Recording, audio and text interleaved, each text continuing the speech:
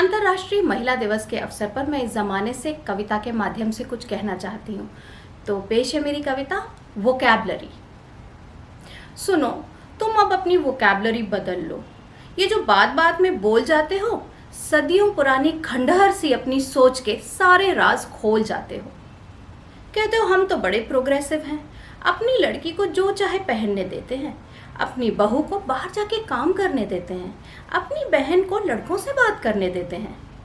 कह दिया है बस इज्जत मत उछालो, बाकी जो चाहे करना चाहो कर सकती हो। हम तो और भी ज़्यादा लिबरल हैं। हमने तो अपनी लड़की को कह दिया है IIT, IIM टीचर या IAS तुम्हें बनना ही है। देखो, शादी तुम अपनी मर्जी से ही करना, लेकिन जाति और धर्म के बाहर किसी के चक्कर में मत पड़ना।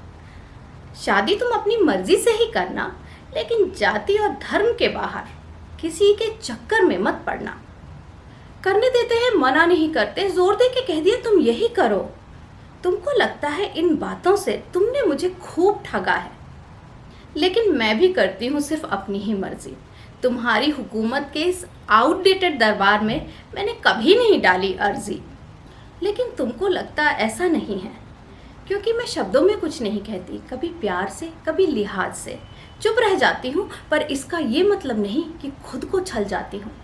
सोचो, अगर यशोधरा को भी निर्वाण की चाह होती तो उसको आदेश या अनुमति का इंतजार होता, या बस बुद्ध की तरह ही यूं ही निकल पड़ने का अधिकार होता। जो भी हो, मैं तो अब निकल पड़ी हूँ और मेरे ऊपर सिर्फ मेरा आदेश और मेरी अनुमति चलती है। मुझे पता है मन ही मन तुम्हें ये बात भी बहुत खलती है। स्वतंत्र, स्वच्छंद और एम्पावर्ड के दौर में, स्वच्छंद, स्वतंत्र और एम्पावर्ड के दौर में तुम अभी तक कंट्रोल, आदेश और अनुमति का हुक्का गुड़गुड़ा रहे हो।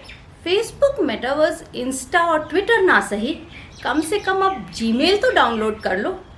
सुनो, तुम अब अपनी वोकैबलरी बदल लो। धन्यवाद, नमस्कार।